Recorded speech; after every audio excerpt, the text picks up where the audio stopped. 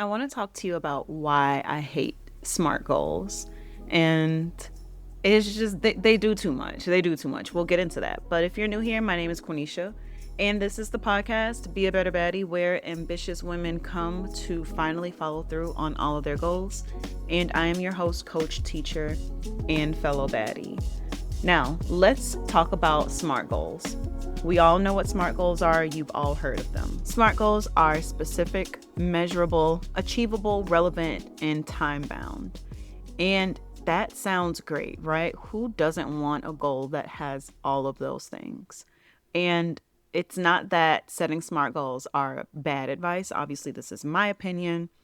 I feel like saying that if you just set a SMART goal, everything will be good. That's incomplete.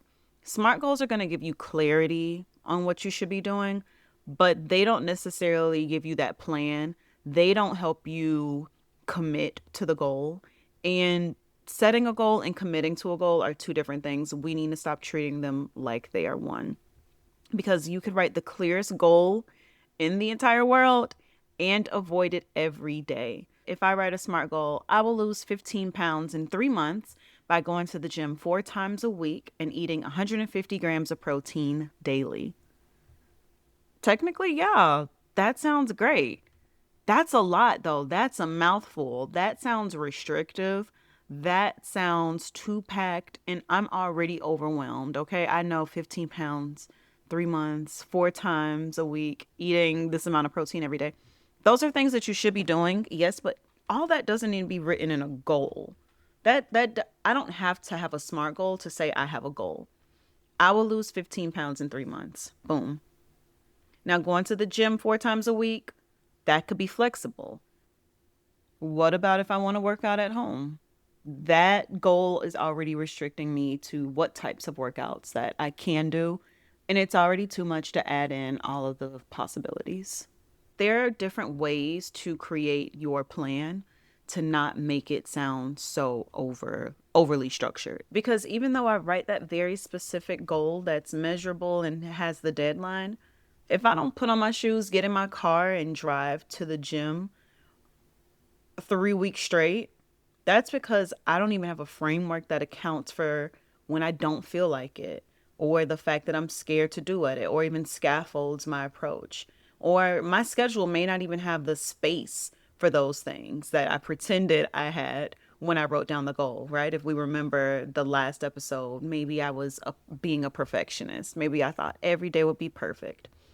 And that's the gap. SMART goals do not account for emotion, fear, or what your life actually looks like.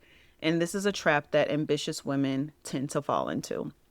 You set these rigid, airtight goals, and whenever real life touches them, they shatter, especially something like a SMART goal. So I'm going to tell you my alternative to a SMART goal. And yeah, we're going to be on our merry way. First and foremost, the time frame needs to be taken care of once you decide what the goal is.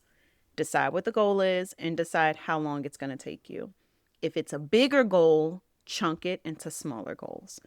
If you know me, you know I am a fan of quarterly goals based off the 12-week year. So I'm going to say by default, give yourself 3 months. So my goal is to lose 15 pounds in 3 months. Okay. That is already specific enough for a goal.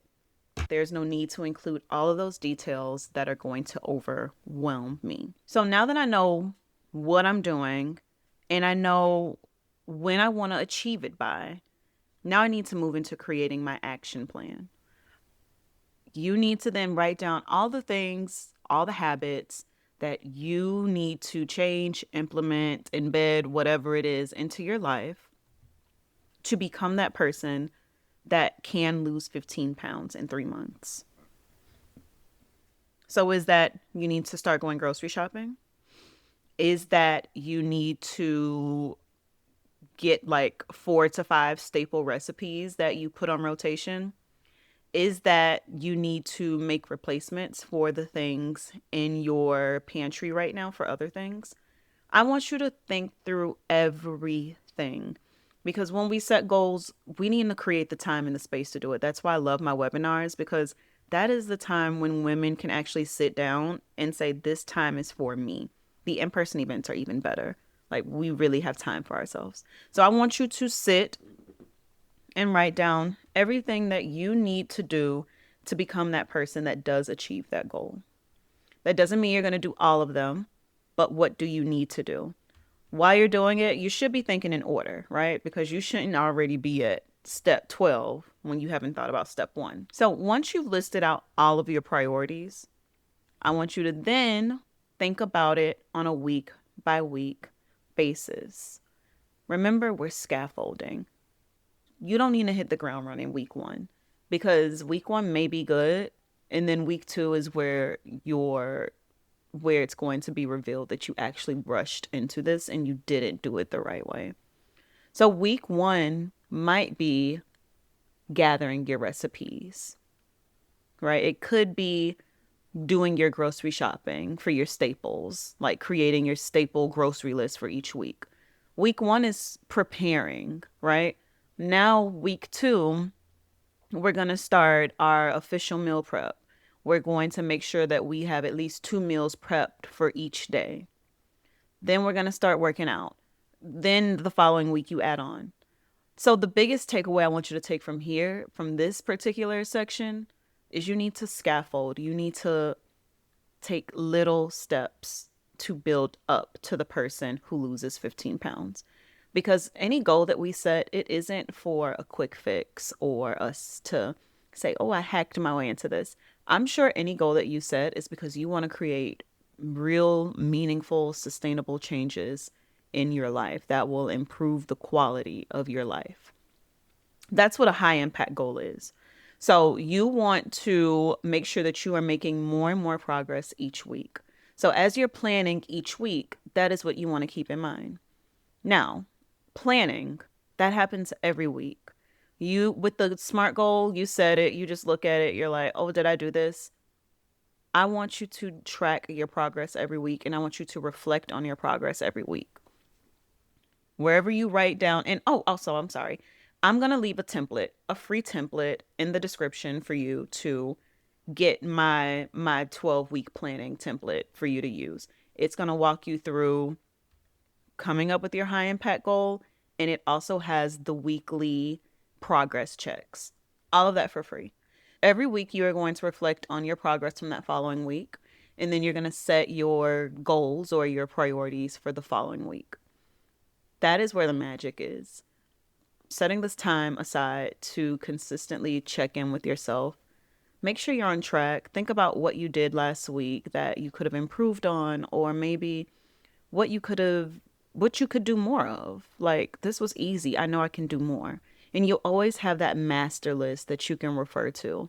Like, here are the things that I should be doing.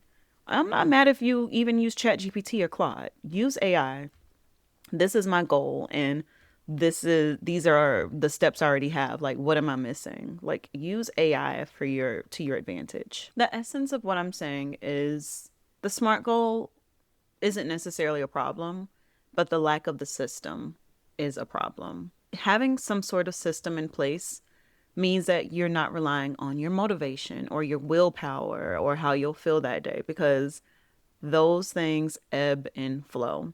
So create your system, and I have a system, again, the freebie in the description, that is going to help you.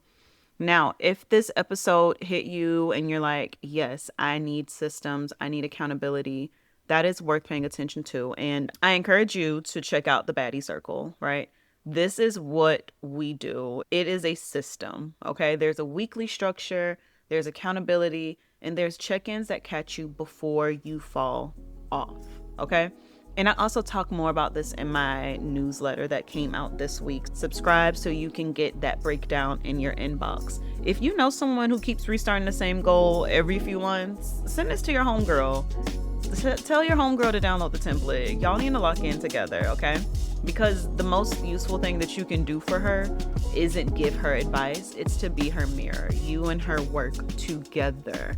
All right, so I will leave you all there, and I'll see you in the next one. Until then, I hope you have a positively productive, self-loving day. Bye.